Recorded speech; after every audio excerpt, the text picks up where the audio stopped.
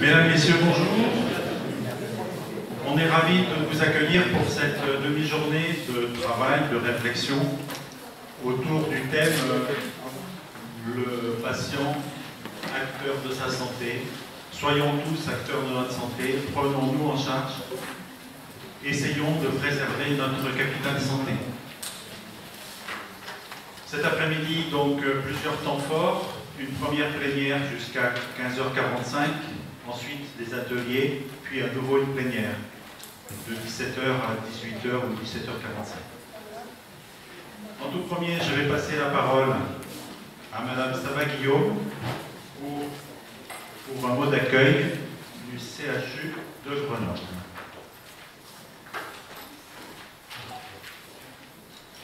Merci beaucoup. Alors, Monsieur le Président de l'Alliance Université Entreprises de Grenoble, Messieurs les représentants de la Mutuelle Générale de l'Éducation Nationale, de la région Rhône-Alpes et de l'Isère, Mesdames, Messieurs, j'ai le plaisir de vous accueillir pour ouvrir cette table ronde santé qui est organisée conjointement par l'AEG et la NGEN et qui est axée sur le thème du citoyen acteur de sa santé. Et je souhaiterais rappeler tout d'abord que le CHU Grenoble-Alpes est un partenaire engagé aux côtés de l'AEG. Notamment, vous pouvez voir l'implication de nombreux professionnels du CHU Grenoble dans cette association. Et nous avons le même objectif qui est de faire converger davantage les entreprises, les universités et les acteurs dans le domaine de la recherche et de l'innovation pour le bénéfice de notre territoire. Nous avons aussi en commun le souci de travailler sur des thèmes de société. J'en citerai quelques-uns, donc le vieillissement, la réponse à des demandes nouvelles de santé des citoyens, la révolution numérique, il va en être beaucoup question cet après-midi. Et puis, le CHU de Grenoble a un rôle aussi à jouer dans le domaine du soin, en tant qu'établissement de santé public du territoire, soit au sein de son groupement hospitalier territoire qui s'est mis en place maintenant depuis un an, soit sur le sillon alpin, qui est aussi sa zone de référence. Il est également établissement de recours pour des spécialités pointues. Et également, notre CHU a un rôle important dans le domaine de l'enseignement et de la recherche. Et nous avons l'ambition, qui est inscrite au cœur de notre projet d'établissement 2016-2020, de mettre l'innovation au service de la santé. Le CHU de Grenoble a mis sur le devant de la scène, au centre, le patient, citoyen, usager, il y a un certain nombre de termes qu'on peut employer aujourd'hui, au cœur de son action. Je voudrais dire que la commission des usagers du CHU de Grenoble est justement particulièrement active. Elle joue un rôle important dans le domaine de l'accompagnement des usagers, qui peuvent être parfois perdus ou qui ont besoin d'un accompagnement spécifique dans le cadre de leur parcours patient, ou besoin d'informations sur un contexte juridique qui peut être assez complexe parfois à décrypter. Et notre commission des usagers participe aussi activement à nos grands projets. On a des projets, vous avez pu peut-être le voir sur le site, de modernisation architecturale qui sont importants, et on a le souci de mettre les patients, citoyens, usagers au cœur aussi de nos réformes, notamment de nos modernisations. Et puis nous avons la chance, j'ai vu Bernard Denis ici présent, d'avoir une université des patients à Grenoble, ce qui est rare, donc il faut saluer également cette institution qui contribue à former des patients, à les rendre citoyens et acteurs de leur santé. Le CHU est partenaire de cette université des patients depuis son démarrage. Donc, au cours de l'après-midi, vous allez avoir une démonstration et des ateliers qui vont vous permettre de voir quelles sont les avancées du CHU de Grenoble dans le domaine du système d'information notamment, donc avec un déploiement du portail patient MyShuga. Et donc vous verrez que nous allons offrir très prochainement aux patients une possibilité d'accéder à ces comptes rendus de consultation, comptes rendus opératoires, résultats de biologie en ligne, donc avoir un accès facilité. Donc on est très fiers de pouvoir y contribuer par cet outil mis à disposition de tous. Je ne serai pas plus longue, je vous remercie de votre attention et je vous souhaite souhaite d'excellents travaux cet après-midi. Merci.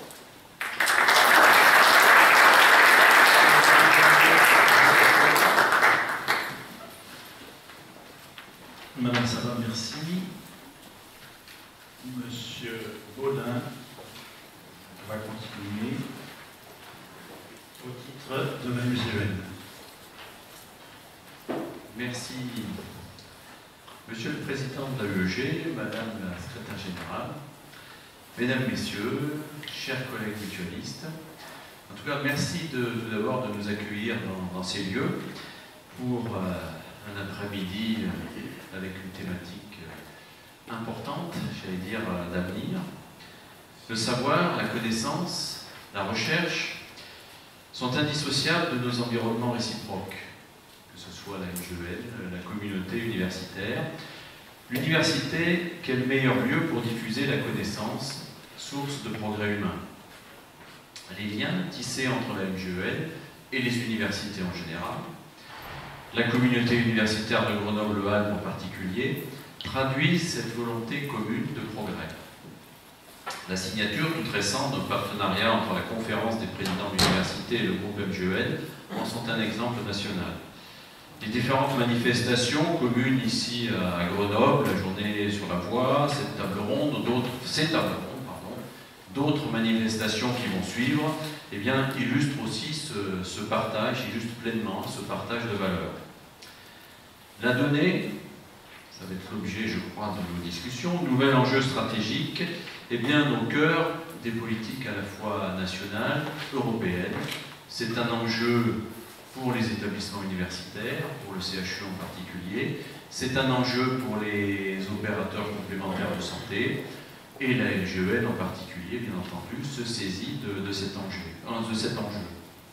Dossier médical partagé, dossier pharmaceutique, prévention de conduite à risque, thématiques qui seront débattues cet après-midi, relèvent bien entendu de ce concept.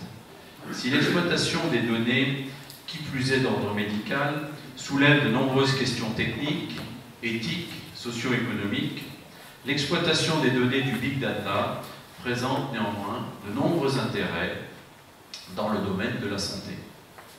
Intérêts, comme je l'ai dit, pour la communauté médicale, pour les patients, pour les complémentaires.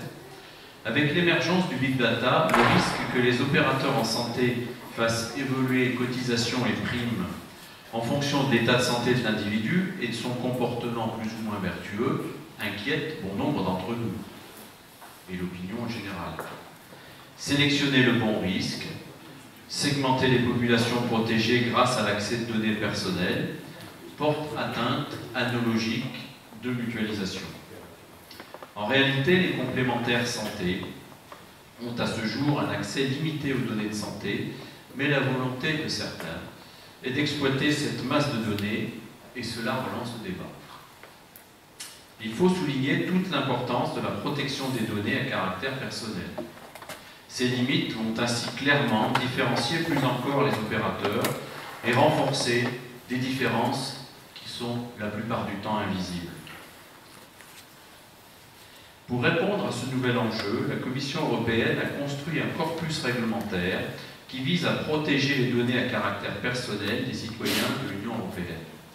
Le 24 mai prochain, 2018, le règlement sur la protection des données personnelles entrera en vigueur pour les entreprises et les pouvoirs publics.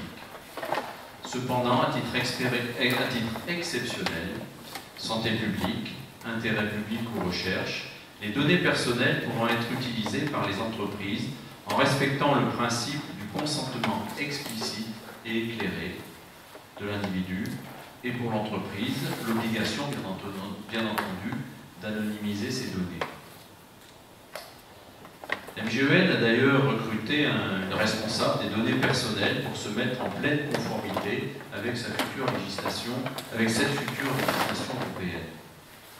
La question des données peut être également, bien entendu, abordée sous l'angle économique. J'y faisais allusion à l'instant. Il s'agit de modalités de stockage et de leur réutilisation. Pour initier les travaux, la Commission européenne a présenté en janvier dernier une communication sur l'économie de la donnée et lancé une consultation publique destinée à présenter fin 2017 un règlement relatif à localisation, au transfert et à la vente de données, ainsi qu'au régime de responsabilité applicable aux produits et services basés sur ces données. Des données au service des adhérents et non au service de la sélection des risques. Des données au service des patients dans le cadre de la santé, tel est bien l'enjeu du moment. La médecine prédictive doit aussi pouvoir améliorer la durée de vie en bonne santé. C'est notre ambition dans le respect strict d'une réglementation naissante, dans le respect des adhérents, dans le respect humain qui a toujours été le nôtre, tout simplement. Nous fêtons aujourd'hui, conjointement, si j'ai bien compris, nos 70 ans. Pour nous, pour tous, ce sont 70 ans de progrès médicaux. Ce sont 70 ans aussi de participation collective au progrès social, à des progrès qui font avancer l'humanité et qui nous font avancer, nous, humains. Nous fêtons aussi, j'allais dire, les 70 ans à venir, puisque finalement, regarder dans le rétroviseur, c'est une chose, mais on a quand même tendance, et c'est quand même beaucoup plus agréable, de regarder ce qui se passe devant. Et donc, ces 70 ans à venir, pour nous, sont dans le même esprit, avec une même éthique mutualiste, grâce à un progrès technique renouvelé, un progrès médical porté par l'enseignement supérieur et les universités. Nous avons donc bien une vision commune, un destin commun autour de la connaissance et de ses applications sociales et médicales. Dans le département de l'Isère, la MGEN compte près de 70 000 adhérents et il est nécessaire que ce progrès collectif que nous appelons à la fois la communauté scientifique mais aussi nous, opérateurs de santé, opérateurs global de santé, puisqu'il y a une dimension, bien entendu, offre de soins, une dimension contribution aux soins, remboursement aux soins, et puis la dimension qui n'est plus naissante, mais qui, je l'espère, se développe et devra encore se développer, la dimension de la prévention. Dans ce nouvel environnement réglementaire, MGEN ambitionne d'exploiter des données pour enrichir et personnaliser les services d'accompagnement des adhérents afin d'améliorer leurs conditions de vie. Ce sont bien là les trois thématiques dont j'ai entendu parler. Par exemple, nous avons aussi des programmes de prévention de risques cardiovasculaires développés par notre entité MGEN qui illustre aussi cette volonté de favoriser la prévention sous tous ces domaines. En utilisant les données personnelles, eh bien, nous allons parvenir à proposer des programmes de prévention sur mesure, à compléter le travail de la communauté médicale. Le sens de cette journée est tracé. Merci à toutes et tous, intervenants et participés, et bien de confirmer ce sens commun que nous appelons les uns et les autres de nos voeux.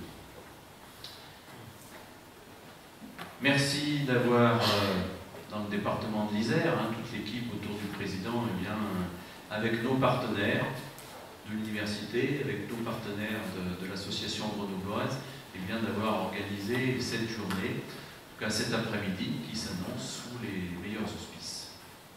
Merci à vous, et puis bons travaux à tout un chacun. Merci Christophe. Alors, il était prévu initialement que M. Callot nous dise quelques mots au nom de la UEG. J'ai cru comprendre que c'était plutôt M. Mantonex. Donc, M. Mantonex, à vous la parole.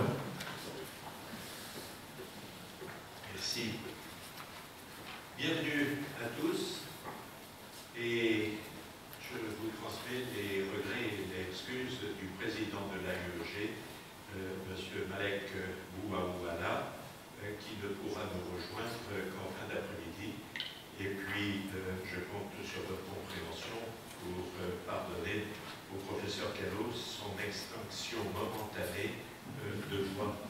Mais on va profiter de la présence de l'un des vice-présidents de l'AUEG ici, M.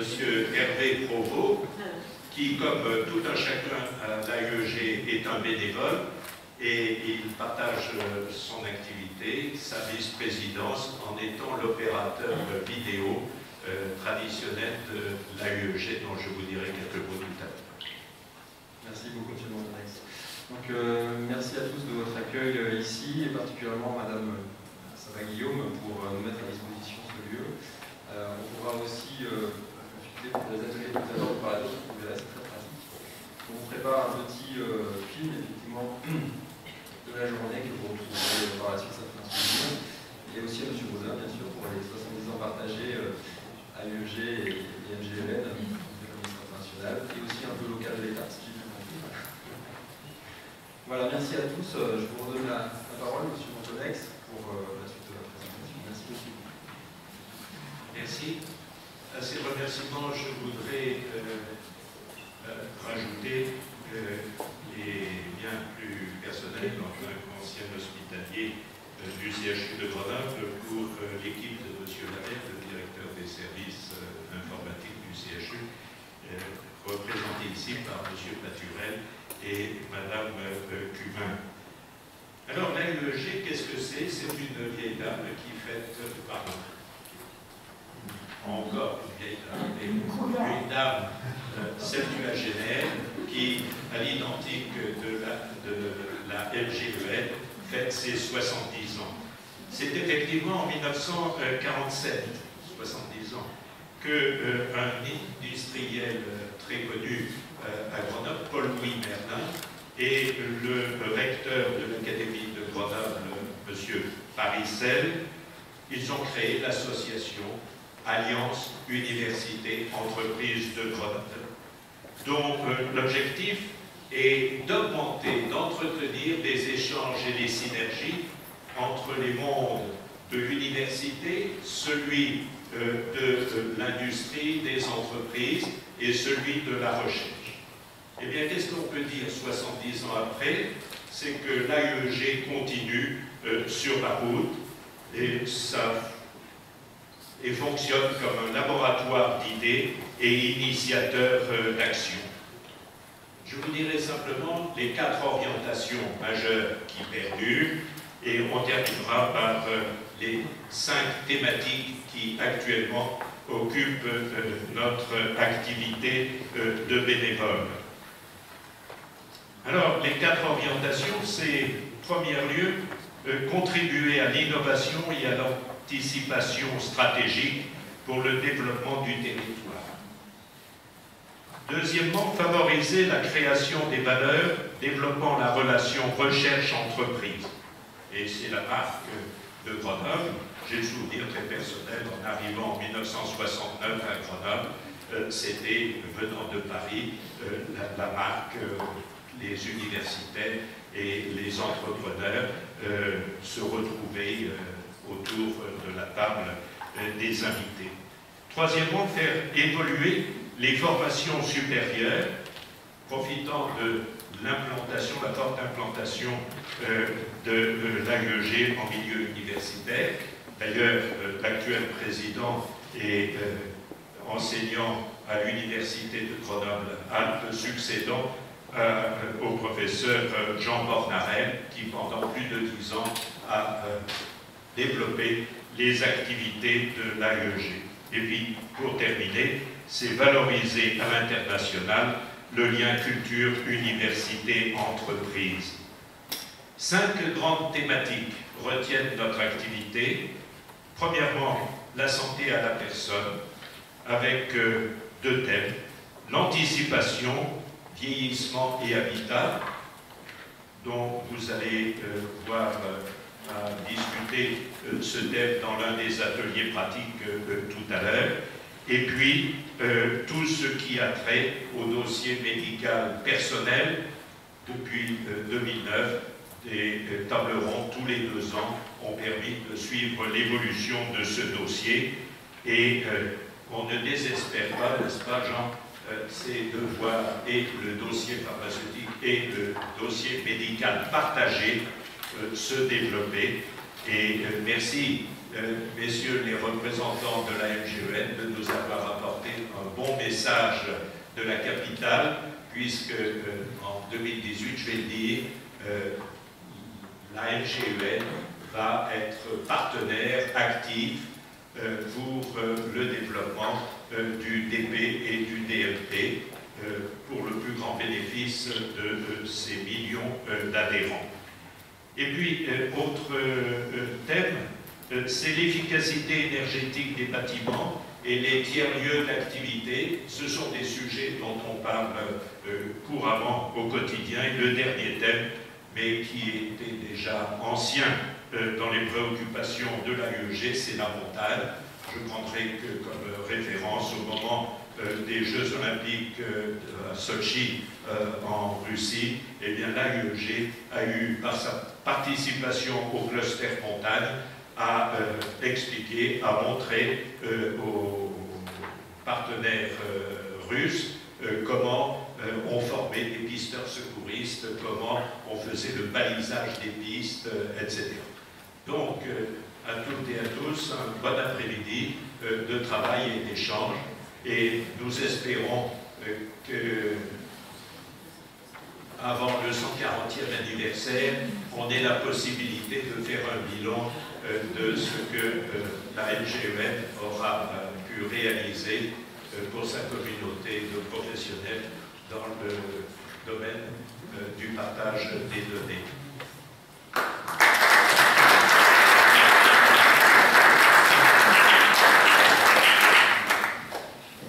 Merci, Monsieur Montonex.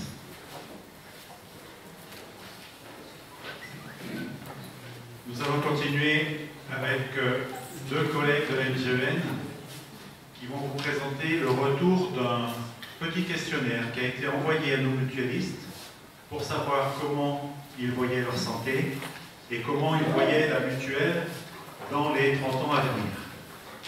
Donc, Maryse et Eric, je vous laisse le micro.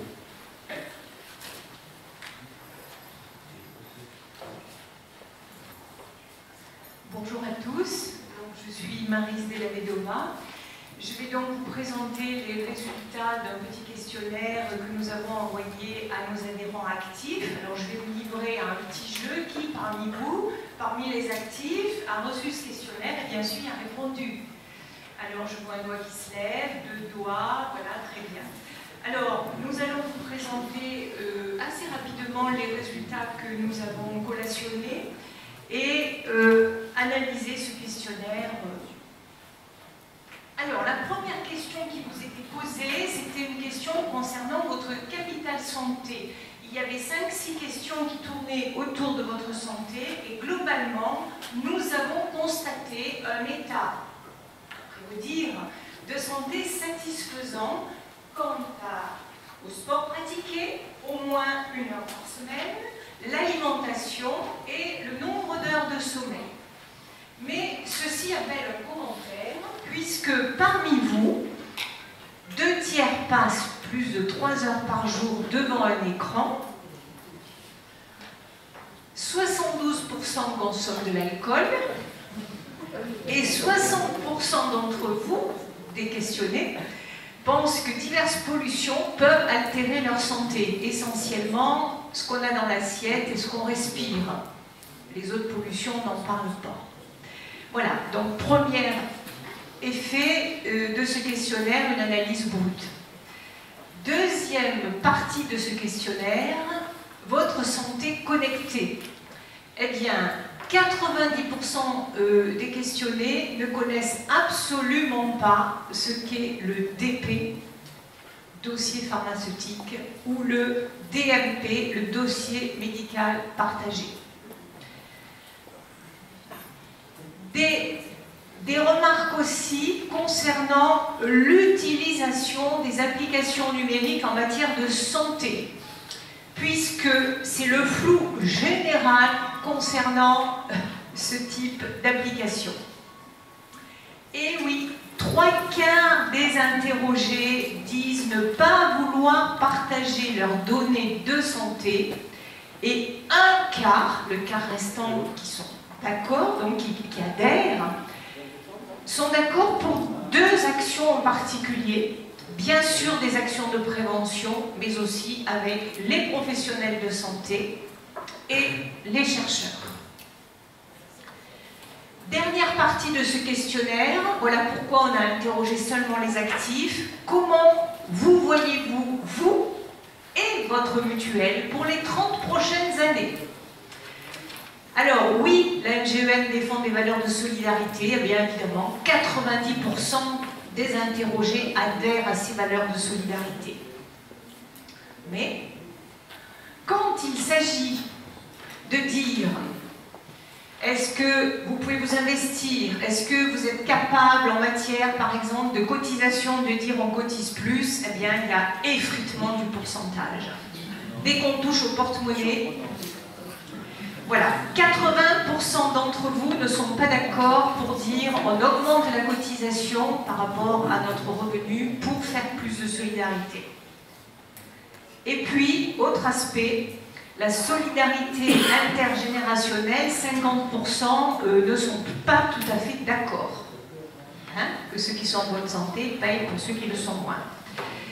Autre aspect, pour les 30 années à venir, oui, nous sommes d'accord pour une démocratie participative, pour faire vivre notre NGEN avec des bénévoles et qu'il y ait des actions de prévention nous concernant, mais gros effritement quand il s'agit de s'investir. Les actifs, par exemple, que nous avons interrogés, ne sont pas prêts à donner du temps pour des raisons que nous pouvons comprendre. Et bien sûr, les autres questions concernaient tout ce qui est, par exemple, relatif au quotidien de la vie de l'adhérent, l'habitat et le vieillissement, ben, il y a peu d'intérêt pour un accompagnement au quotidien en matière d'habitat, notamment, et de vieillissement. Voilà, donc pour cette ces premières analyses de questionnaire, je vais donc passer la parole à Eric pour une autre partie du questionnaire qui correspondait à la question ouverte. C'est-à-dire qu'on a questionné l'adhérent sur comment il voyait la NGEN pour les 30 années à venir et nous avons analysé chaque question ouverte. Donc, Éric Varsin, je suis élu à la NGEN et bénévole. Donc, vous aviez une question ouverte, effectivement, vous pouviez vous épancher un petit peu plus, mais on va retrouver un petit peu ce que vous avez déjà répondu aux questions précédentes. Donc, le thème de la solidarité ressort beaucoup. Donc, vous êtes attaché aux valeurs de solidarité.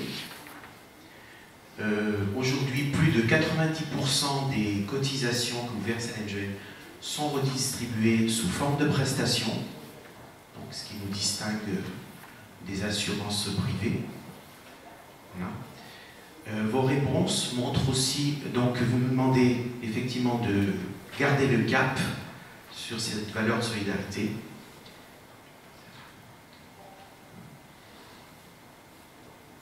Et vos réponses montrent aussi votre souhait de maintenir des cotisations maîtrisées, votre souhait de voir la NGEN se concentrer sur son cœur de métier, ça ressort assez, c'est-à-dire le remboursement des soins et la relation à l'adhérent. Vous êtes très attaché. Vos réponses montrent aussi votre intérêt pour l'accompagnement, le développement et la prise en charge des médecines alternatives. En conclusion, une mutuelle, donc acteur de santé, partie prenante des actions nationales de prévention, aussi bien sur le thème de l'alimentation, des activités sportives et donc les campagnes de prévention.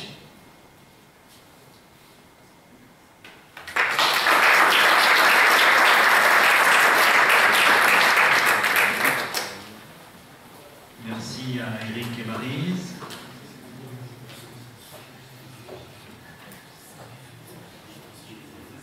Maintenant, on va rentrer un petit peu plus dans le vif du sujet. On avait initialement intitulé cette partie-là présentation du DP et du DMP, mais c'est un petit peu plus large. Et merci à Jean Callot de nous avoir fait la remarque à notre dernière réunion.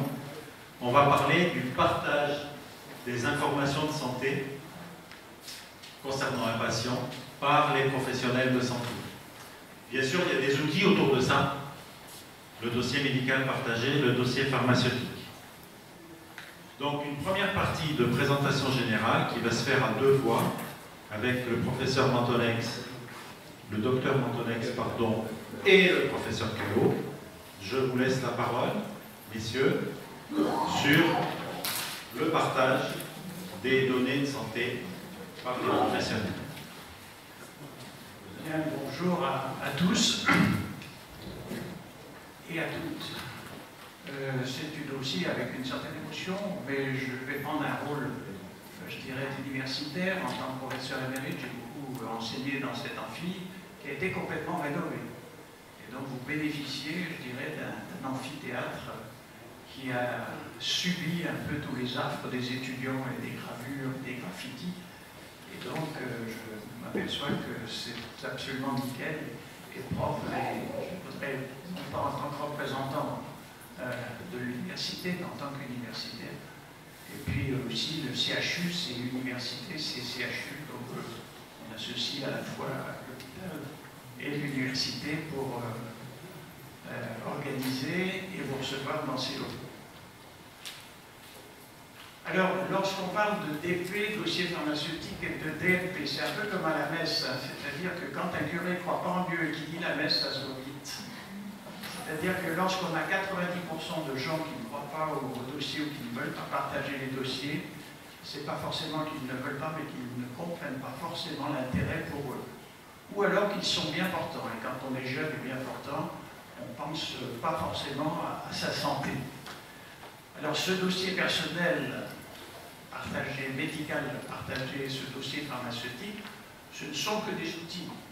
Ils sont contournés actuellement et beaucoup d'initiatives sont prises pour que chaque patient crée son dossier. Après, c'est un problème d'éthique.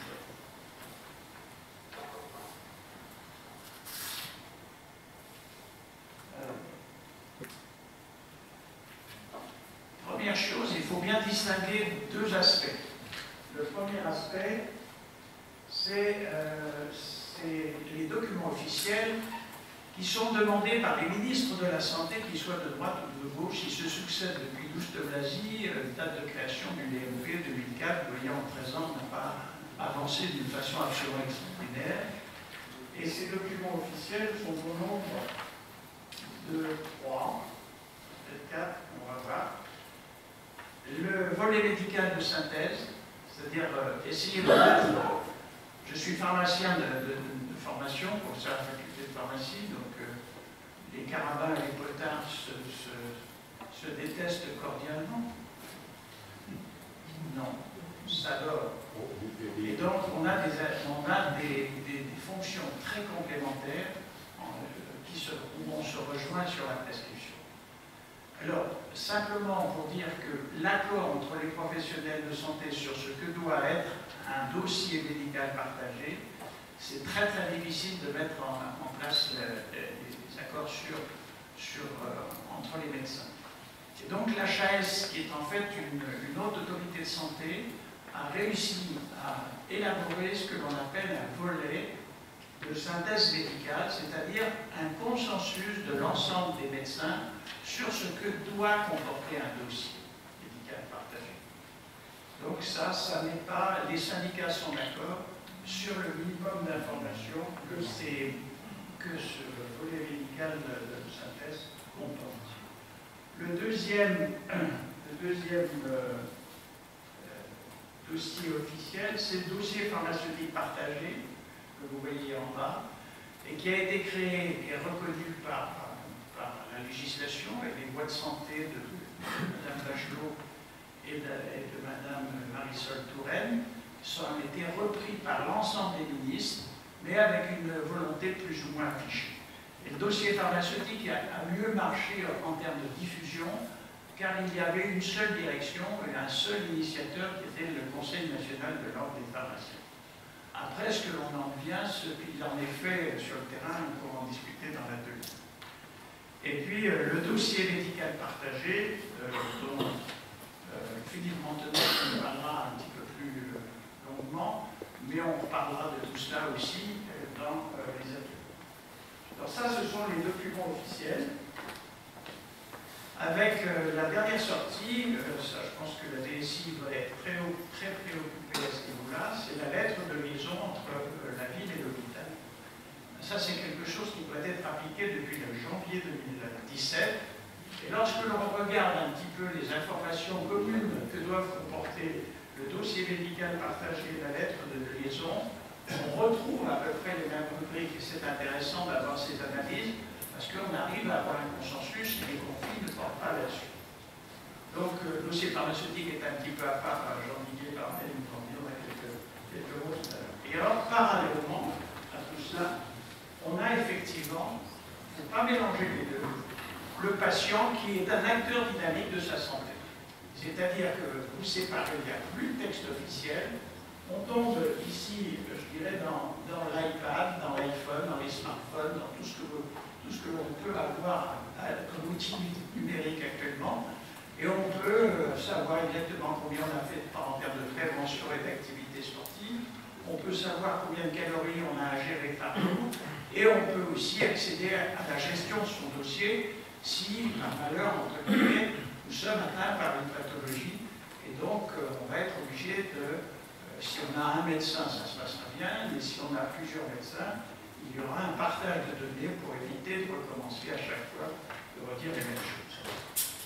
Alors, ce patient, il faut bien savoir qu'il est propriétaire, je crois que M. Baudin vous avez insisté là-dessus, il est propriétaire et gestionnaire des données de santé personnelle. Ça veut dire qu'il faut sécuriser ces données. Il y a des exigences de confidentialité et de sécurisation de ces données, et on peut parfaitement comprendre que ça peut nuire aussi au partage, mais ça peut aussi être une discussion. Dès l'instant où la société paye pour vous, l'individualisme, entre guillemets, fait qu'il y a peut-être des consentements à rechercher qui sont plus peut-être des consentements implicites. C'est une discussion qu'on peut avoir.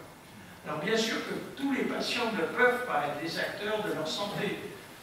Le grand âge fait que vous avez une dépendance qui s'installe et que la dynamique, je dirais, du patient s'éteint progressivement. Donc on peut parler de motivation, de dépendance, de capacité cognitive. Quelqu'un qui n'a plus les capacités pour gérer son dossier, eh bien, va le confier à quelqu'un de sa famille proche ou à un aidant. Le niveau socioculturel, le niveau de langage, et puis l'entourage qui peut aussi jouer un rôle. Alors, ces associations de patients, on parlait de 6,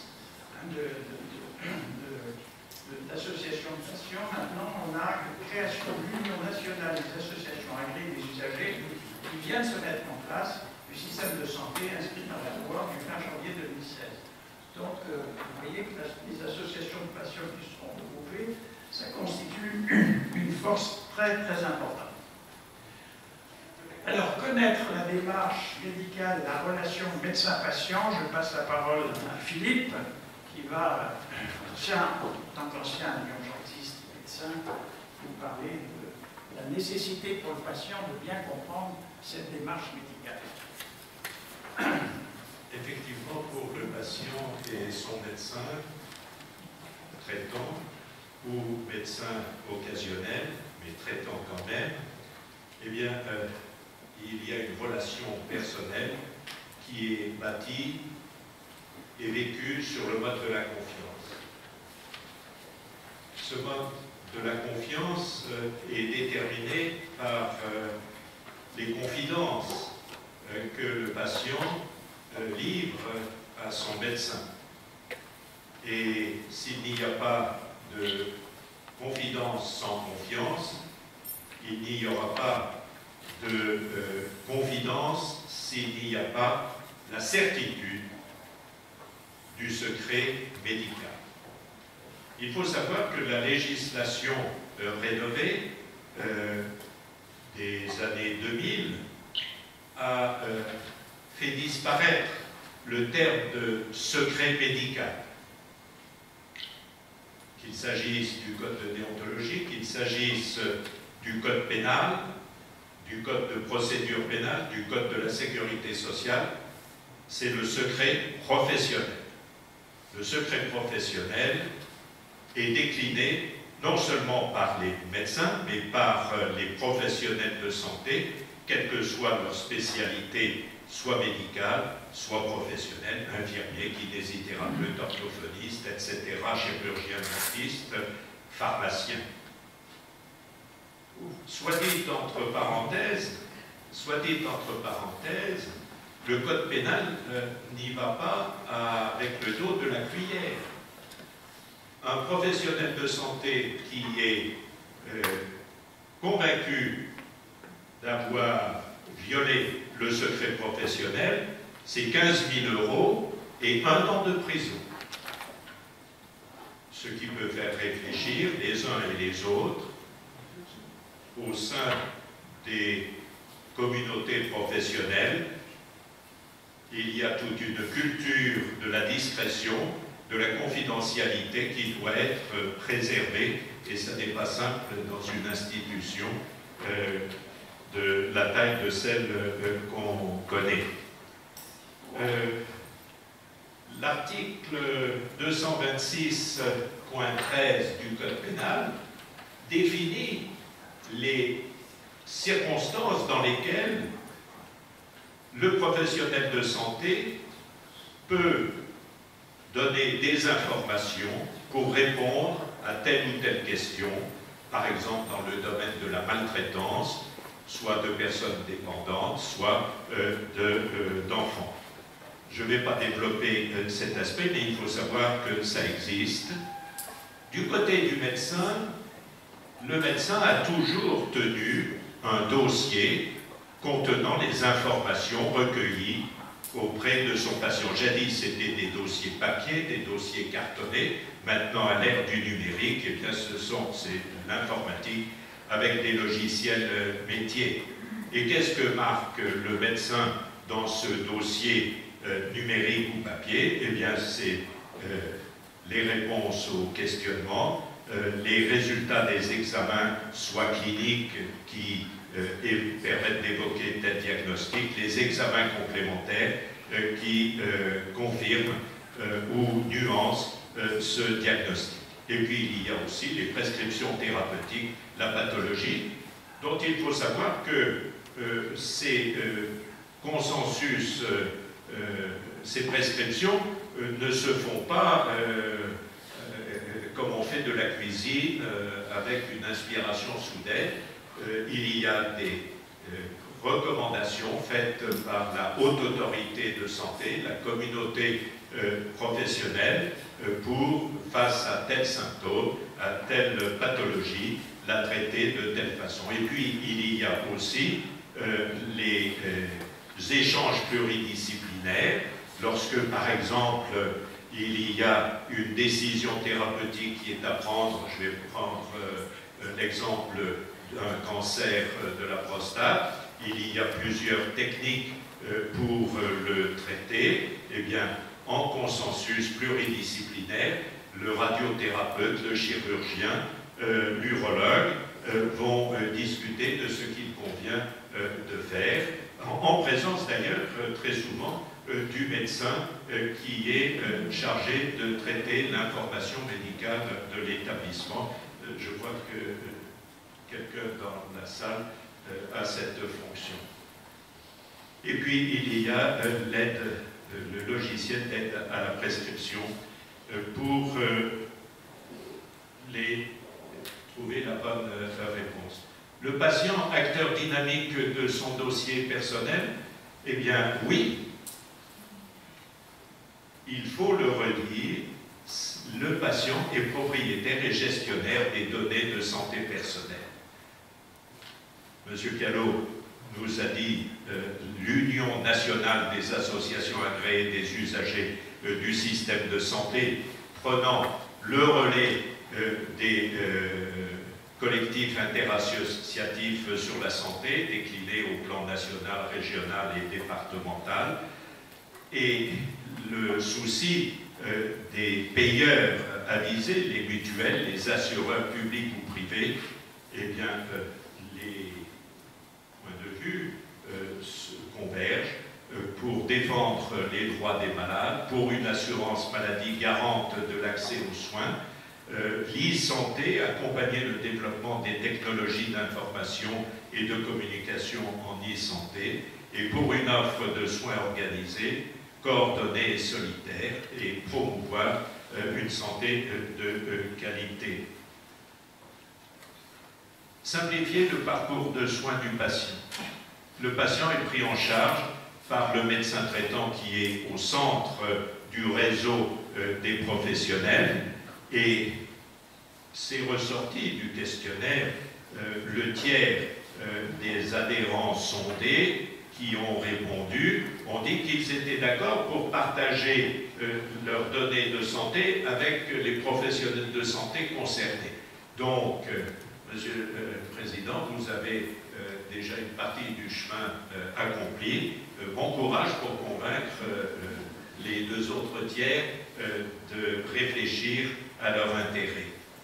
Je ne reprends pas ce qu'a dit M. Callot sur les 4 documents officiels, et on voit bien sur ce cliché que le médecin généraliste en jaune, placé au centre du réseau de santé, va, avec le pharmacien correspondant, pouvoir échanger ces données, car il permet aux professionnels de santé autorisés d'accéder rapidement aux informations utiles à la prise en charge du patient, afin d'éviter les incompatibilités médicamenteuses. La iatrogénie médicamenteuse, c'est combien de pourcentage d'admission en urgence des personnes âgées? 30%. 30% de médicaments prescrits, mangés, absorbés d'une mauvaise façon, d'une façon inappropriée, conduisent à hospitaliser 30% des personnes âgées, et nous le constatons dans nos entourages familiaux. Et de partager avec d'autres professionnels de santé des informations médicales concernant le patient. En tant qu'ancien médecin du SAMU, que ce soit à la régulation du centre 15 ou au chevet du patient avec l'ambulance de réanimation, si l'on a la possibilité rapidement de connaître les pathologies, les traitements en cours, on peut faire gagner du temps et répondre à cette mythique question, comment faites-vous pour sauver des vies? Eh bien, on sauve des vies en étant rapide et pertinent. Voilà ce qu'il m'incombait de dire, et je te rends le micro, Monsieur le Professeur.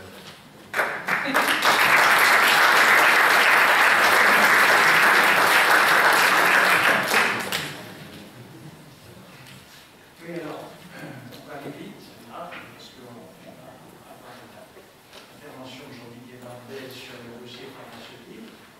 Donc, en fait, il y a deux questions. La question, c'est l'accord du patient, pour en discuter dans l'atelier. La deuxième question, c'est le temps, l'histoire, l'historique médicamenteuse de chaque patient. 4 mois. On n'entend pas bien. Non, le fil était coincé, c'est bon, je vais rapprocher. Ça y est, c'est bon.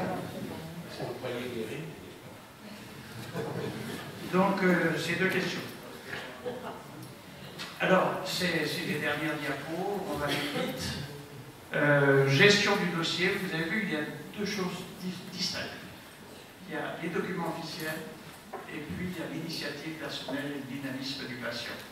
Dès lors que vous êtes déjà présent ici, ça prouve que vous êtes dynamique et que vous avez placé un dossier médical, si vous en avez un. Donc, ce que nous avons sur les smartphones et sur l'iPad, ça permet de gérer son dossier médical. Il y a plein d'initiatives. Vous m'avez envoyé, Laurent Jacob, une dernière initiative avec des ingénieurs informaticiens. On l'a vu à Centcom.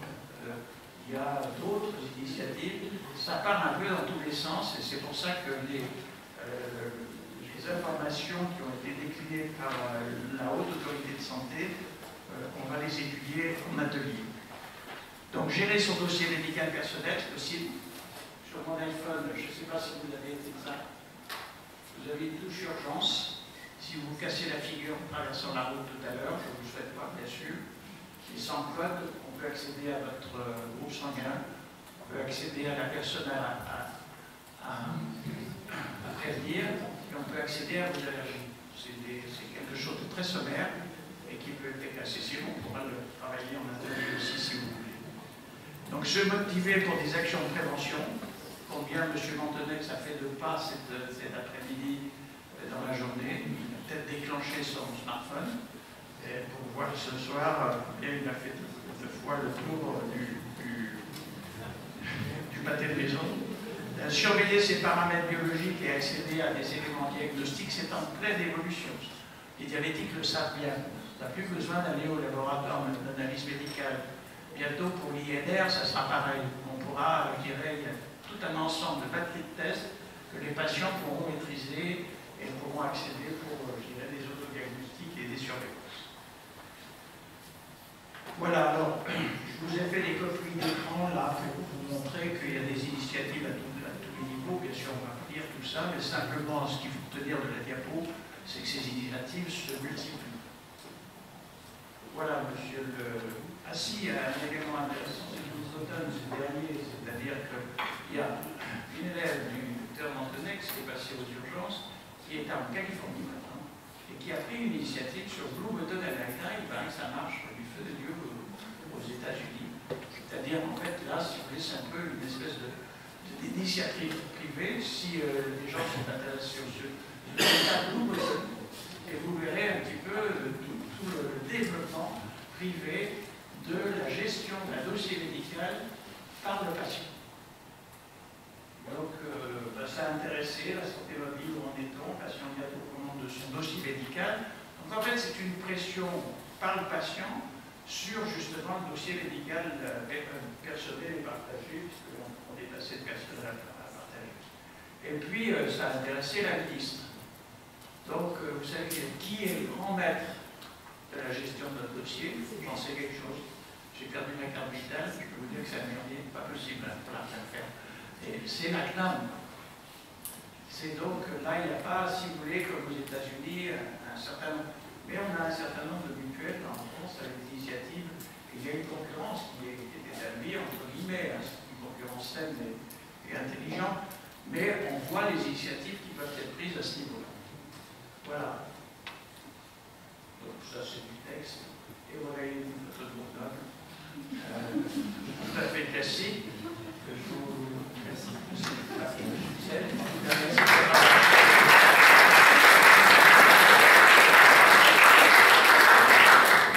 Monsieur Caro, merci. On va passer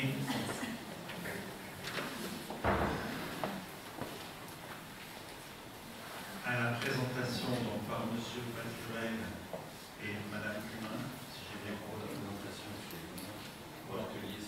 Monsieur Paturel pour la présentation, Madame Cumin au titre de l'atelier, sur le dispositif MyCHU GA comme H. Je vous passe la parole.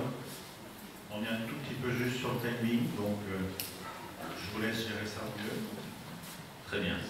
Bonjour. Donc aujourd'hui, effectivement, je viens présenter le portail patient qu'on a appelé MyShuga et montrer dans quelle mesure, justement, c'est un outil parmi tous ceux qu'on a évoqués qui vient à la fois mettre le patient comme acteur de sa santé et également aider à partager ses données médicales, notamment vers le DMD.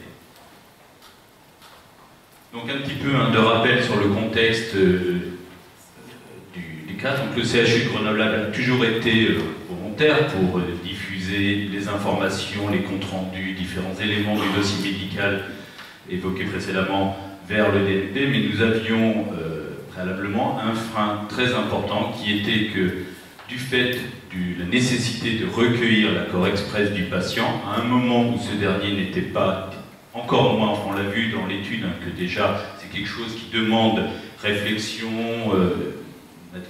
voilà, une prise de conscience sur l'intérêt pour le patient d'avoir ces outils. Dans le cadre d'un épisode aigu où il se présentait à l'hôpital, nous avions clairement, nous n'arrivions pas à obtenir cet accord, cet express, donc nous étions chaque fois en frein avec le fait que le patient n'avait pas de DMD, donc nous ne diffusions rien. Depuis l'évolution, où effectivement c'est donc la CNAM qui a repris quelque part la gestion de ce dossier médical partagé, qui a repris quelque part ce rôle de recueillir l'accord express du patient. J'ai cru comprendre que ça allait aussi être relayé donc, par les différentes mutuelles qui allaient avoir ce rôle donc, de sensibiliser leurs adhérents, de les convaincre. pour obtenir d'une part l'ouverture de ce dossier médical partagé, et donc aussi aujourd'hui, ce qui est une évolution très importante pour nous, établissements hospitaliers, dès lors qu'il est créé, avoir l'accord de tous les médecins participant à la prise en charge des patients d'alimenter leur dossier médical partagé. Donc, nous n'avons plus à nous poser de questions quelque part, dès lors que le patient a ouvert un dossier médical partagé, nous pouvons l'alimenter avec les différentes comptes rendus, les différentes pièces du dossier que nous créons lors de son séjour à l'hôpital. Donc ça, c'est vraiment un élément pour nous vraiment déclenchant sur beaucoup plus facilement arriver à l'alimenter. Alors j'y reviendrai aussi rapidement, sachant que ça s'inscrivait dans une cohérence avec une plateforme régionale qui était en place, puisque donc, quand on parle de dossier pharmaceutique, dossier médical partagé, on parle d'outils nationaux qui sont mis en place, et nous avions la chance d'être dans une région où il y avait déjà une plateforme régionale en place, et notre volonté c'était effectivement de nous insérer, donc je serai sur un diapo pour montrer comment notre solution en fait, s'insère dans cette plateforme régionale qui elle-même alimente la plateforme nationale. Alors l'objectif, pourquoi un MySugar, qui peut être perçu aussi comme un outil quelque part en plus ou à côté, donc non, nous clairement nous avions effectivement, je reviendrai, c'était plutôt un outil complémentaire. Effectivement, nous avions la volonté de mettre à disposition les comptes rendus de biologie, les comptes rendus d'hospitalisation, de consultation, également d'autres informations, donc qui ne sont pas aujourd'hui candidats à être une information collectée dans le dossier médical partagé, les rendez-vous, enfin l'agenda santé, les prochains rendez-vous avec l'établissement de santé, et bientôt aussi, c'est un point très important lorsque l'on parle de prise en charge de parcours pour le patient, un outil finalement d'échange avec les acteurs de santé qui les prennent en charge pour effectivement pouvoir partager ces informations et pouvoir également les faire remonter au travers de questionnaires, au travers de mise à disposition d'examens qui seraient faits dans des laboratoires de ville, dans les suivis. Voilà, donc de permettre de les transmettre de manière sécurisée aux professionnels qui les suivent lors d'un parcours de santé. On y reviendra avec l'illustration pour les... Donc alors un petit schéma peut-être compliqué, juste pour rappeler donc, un petit peu le contexte. Donc, la plateforme régionale, j'en ai parlé, avec donc, un dossier patient partagé régional qui était préexistant au DMP. Donc l'idée derrière ça, c'est que nous, on a dans notre dossier patient un compte rendu, un élément qui est candidat à être partagé avec l'accord du patient. Il vient donc alimenter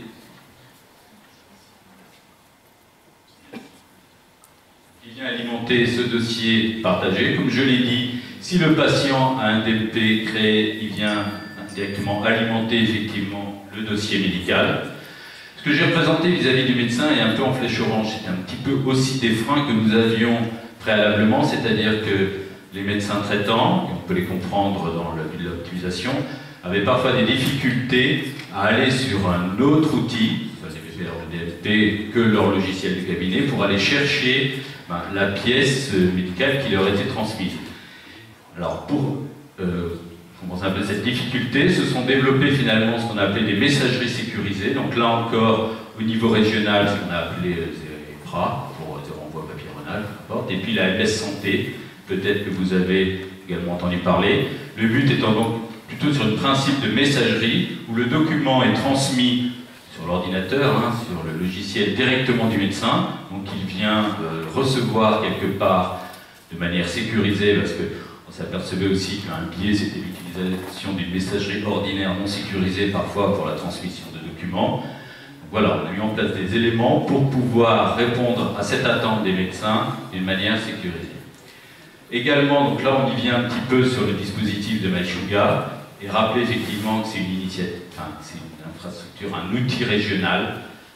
Donc, il faut comprendre qu'effectivement, régionalement, on a mis en place, donc, par une complémentarité des deux PPR, donc un portail des informations du patient qui est commun pour tous les établissements de santé de la région. On a. Donc, j'y reviendrai un petit peu sur la présentation et l'intérêt de cet aspect.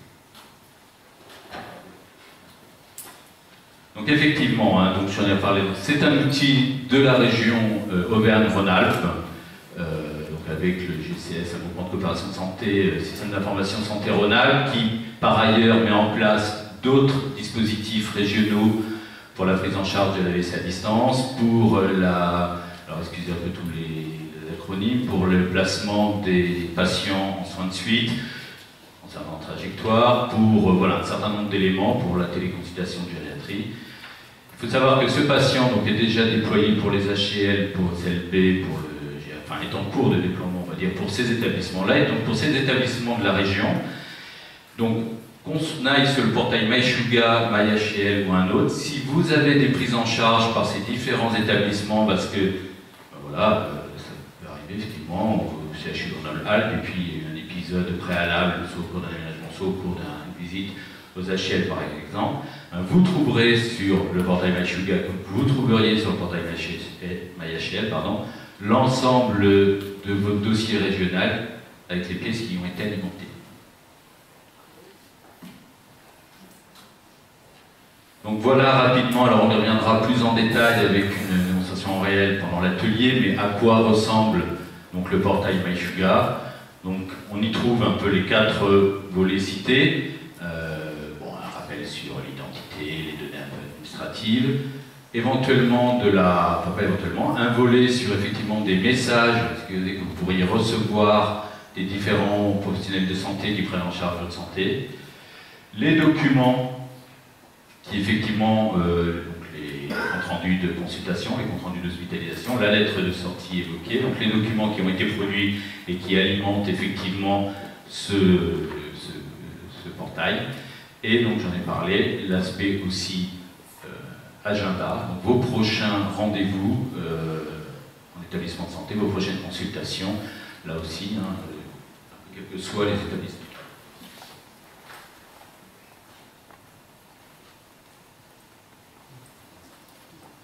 Donc voilà un peu bon, la cinématique, encore une fois je ne m'attarde pas trop sur tout ce qu'il faut rattraper.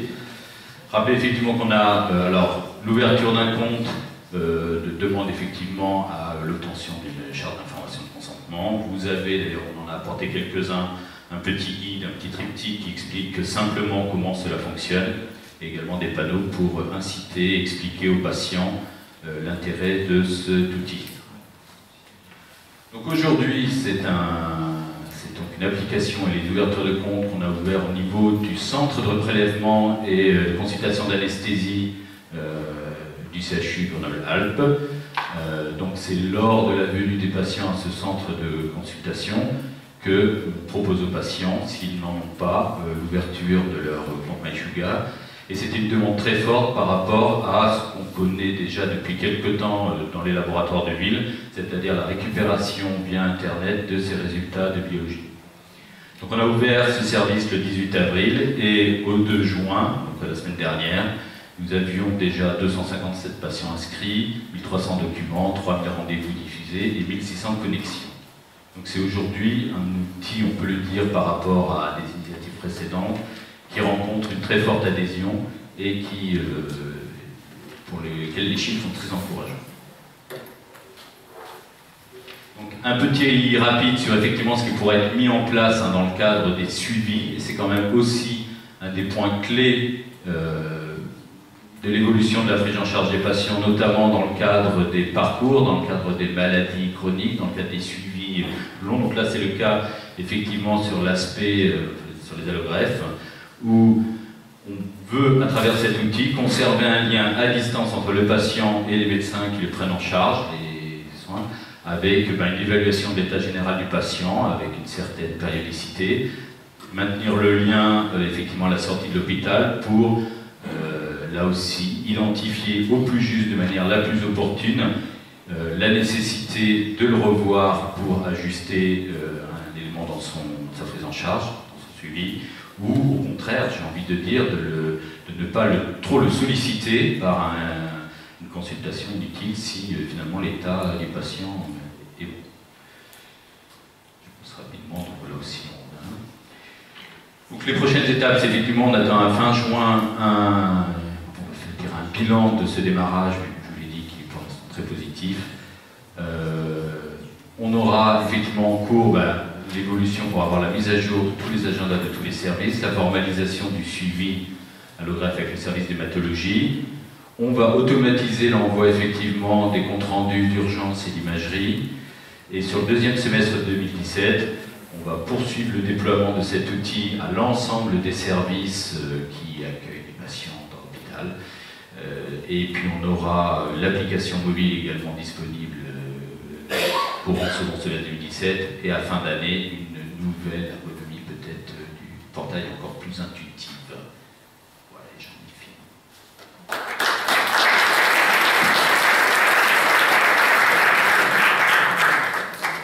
Monsieur Paturel, merci beaucoup. On vous a un petit peu bousculé sur la fin. Il nous reste à entendre Jean-Didier Bardet sur le dossier pharmaceutique. Bonjour. Donc, je remercie la UEG et la UGN de m'avoir invité. Donc, je suis Jean-Didier Bardet, je suis pharmacien d'officine de profession et j'ai été invité au titre d'avoir coordonné l'étude nationale pour l'évaluation du dossier pharmaceutique.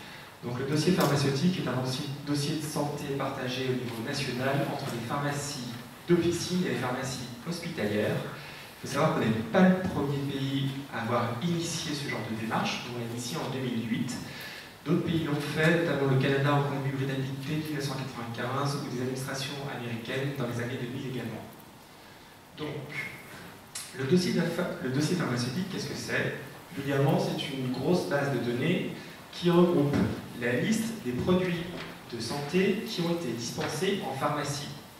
Il y a les médicaments prescrits ou non, donc sur ordonnance ou non, les dispositifs médicaux, c'est tout ce qui est par exemple le seringue, les médications alternatives et complémentaires, rentre là-dedans par exemple tout ce qui est aromathérapie et phytothérapie.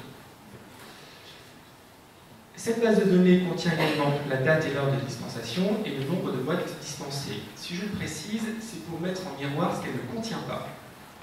Cette base de données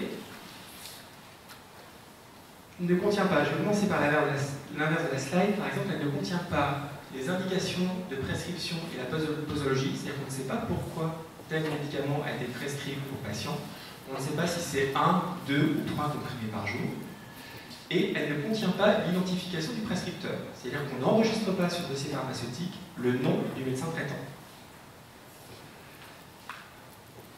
Sur le rouge. Quelles sont les données qui sont visibles par le pharmacien? Donc, quand on dispense un médicament, et que ce médicament est enregistré sur le dossier pharmaceutique, il sera enregistré pendant 36 mois sur les serveurs nationaux. Par contre, le pharmacien n'accède qu'aux 4 derniers mois de dispensation. Il ne voit pas au-delà.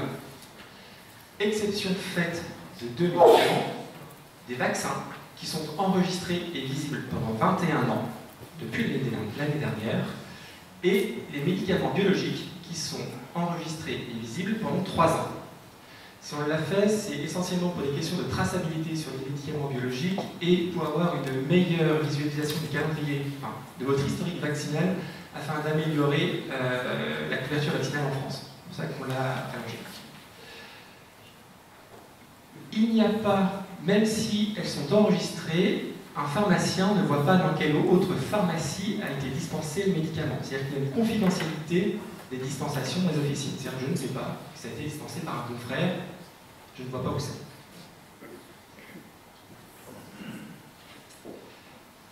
Comment un pharmacien accède-t-il au DP? Pour ça, la clé d'accès est constituée de 2 parties. Chaque pharmacien, comme chaque médecin, chaque infirmière, a une carte professionnelle de santé. Et la deuxième partie de la clé est la carte vitale. Les cartes professionnelles sont toutes insérées automatiquement dans nos logiciels métiers. Et dès qu'on met votre carte vitale, on accède au serveur national du dossier pharmaceutique et donc on accède aux données du dossier pharmaceutique. Sont autorisés à accéder aux données les pharmaciens d'officine, les pharmaciens hospitaliers, les préparateurs qui travaillent sous notre responsabilité, mais également, depuis quelques semaines, les médecins des établissements de santé. Il faut savoir aussi que la loi de 2016 acte quelque chose qui était déjà prévu dès la création du DP en 2008.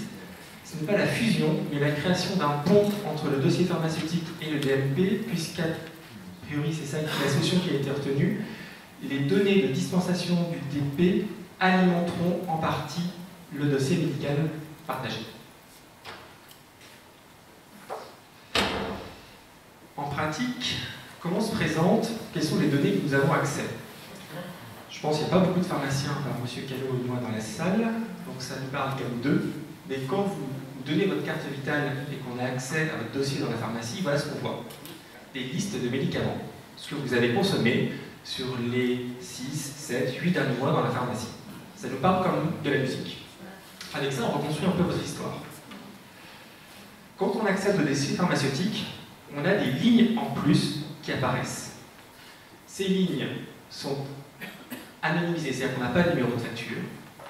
Par contre, on a des dates de dispensation et de nouvelles prescriptions qui apparaissent. Voilà ce qu'on voit, tout simplement.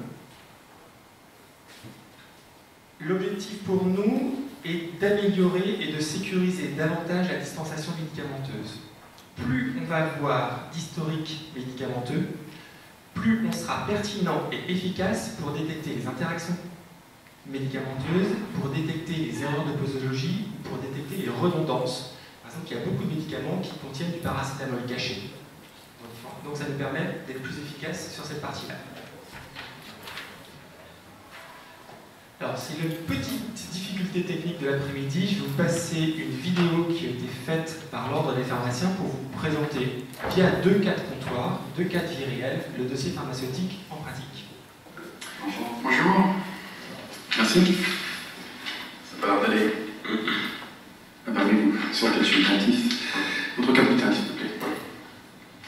Merci.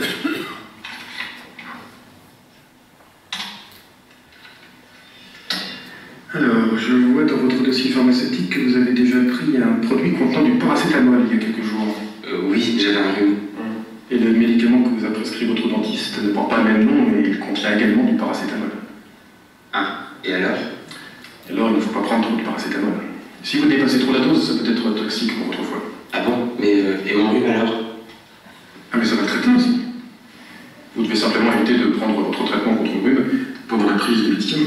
Ah bon. Je vous souhaite une bonne journée. Merci. Au revoir.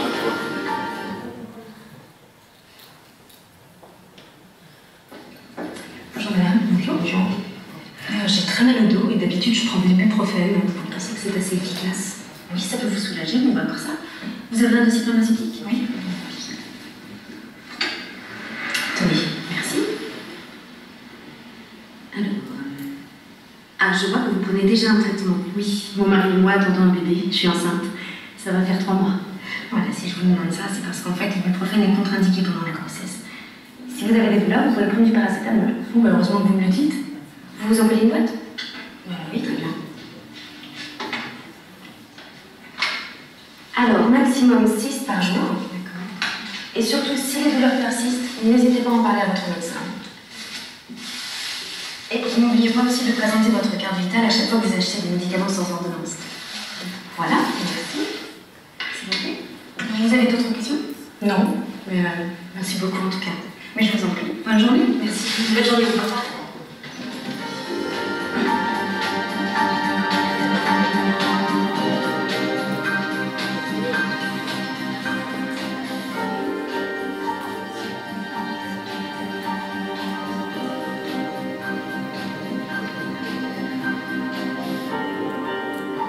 Le dossier pharmaceutique, plus de sécurité pour votre santé.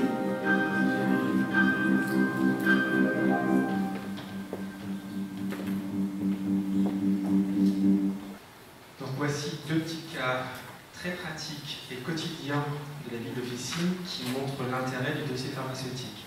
En atelier, je montrerai les résultats de l'étude nationale sur l'évaluation du dossier pharmaceutique en pratique de routine. Et en fait, ces 2 cas sont très emblématiques puisqu'en fait, ils servent à détecter les interactions et les redondances pharmacologiques.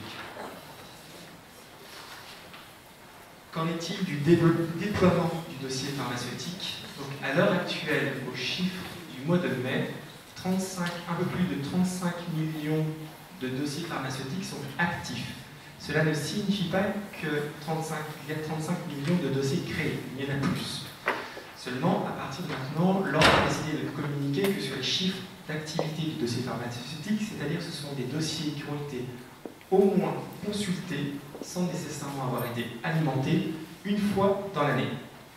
Ça veut dire qu'il y a à peu près un peu plus de 53% de la population française qui a un dossier pharmaceutique et qui s'en sert au moins une fois dans l'année.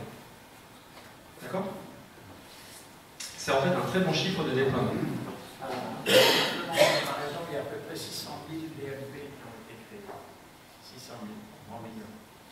Alors, il y a des 45 millions. Vous étiez encore gentil. Au niveau du raccordement, la quasi-totalité du réseau officinal est connectée au dossier pharmaceutique. Le 0,1% restant sont en fait les pharmacies qui ne sont pas encore équipées de systèmes informatiques. Ça peut vous surprendre, mais il en existe encore quelques-unes qui fonctionnent sur les FSE. Mais sinon, la quasi-totalité du réseau est connectée. Et 291 établissements de santé sont aussi connectés au dossier pharmaceutique. Ça représente à peu près 11% des pharmacies des hôpitaux, mais 60% des CHU le sont. Donc ça, c'était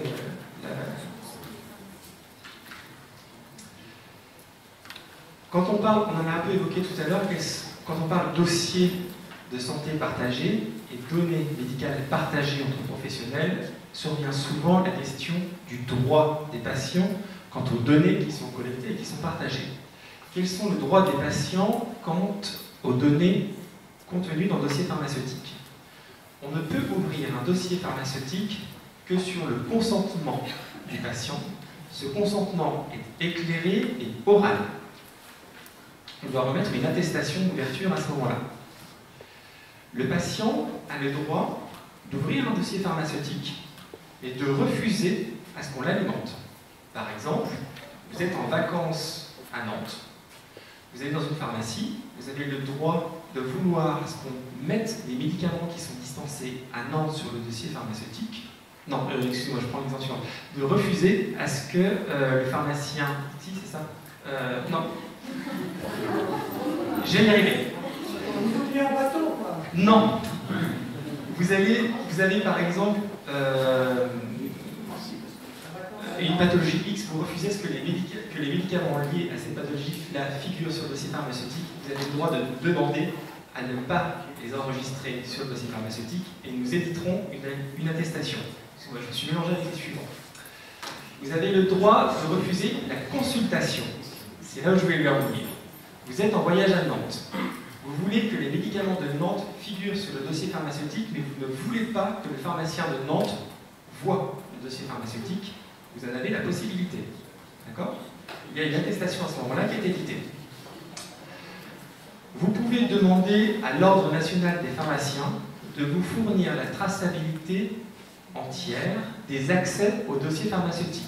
Vous verrez donc qui a alimenté et qui a visualisé les données contenues dans votre dossier pharmaceutique. La demande est à faire en ligne sur le site de l'Ordre. Vous pouvez demander à fermer un dossier pharmaceutique.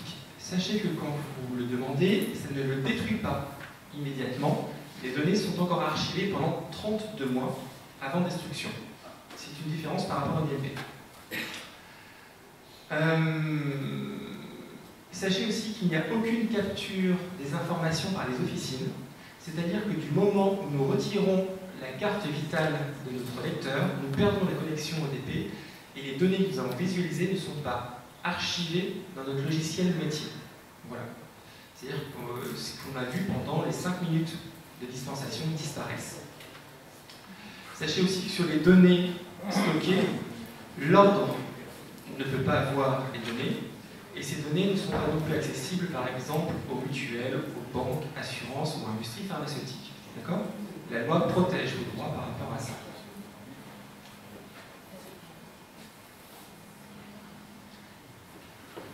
On a parlé d'un consentement oral, c'est-à-dire que quand on vous propose l'ouverture d'un dossier pharmaceutique, vous pouvez donc le refuser. À ce moment-là, nous notifions sur le dossier pharmaceutique, note votre refus. Donc actuellement, nous avons 15% de refus d'ouverture de dossier pharmaceutique. Vous voyez une répartition très hétérogène sur le territoire et également une légère différence suivant l'âge, c'est-à-dire que le refus est un peu plus important sur les plus de 75 ans. En soi, ce n'est pas très problématique pour le professionnel de santé, pour le pharmacien, puisque c'est une population qui est très peu nomade d'un point de vue pharmaceutique. La vraie population nomade, c'est celle-ci. Et il faut savoir qu'après 3 refus, votre refus est définitivement enregistré, on ne vous le proposera plus. Voilà. Il y a trois propositions de dossier pharmaceutique à la personne. Après, le système enregistre vos 3 refus. Vous avez la possibilité en fait, de revenir sur un premier refus. Donc, quels sont les points clés? Le dossier pharmaceutique est une base de données des dispensations et dont le but primaire, le but premier est de sécuriser l'acte de dispensation des médicaments. C'est pour ça qu'il a été construit. Et dans un deuxième temps, puisqu'il a été ouvert à l'hôpital, d'améliorer la coordination et le lien avec l'hôpital, qui a d'abord été entre les officinaux, les pharmaciens officinaux et les pharmaciens hospitaliers, et qui s'étend maintenant avec les médecins, qui vont pouvoir visualiser les données du dossier pharmaceutique. J'en ai fini pour vous présenter sommairement ce qu'est le dossier pharmaceutique. Je vous remercie.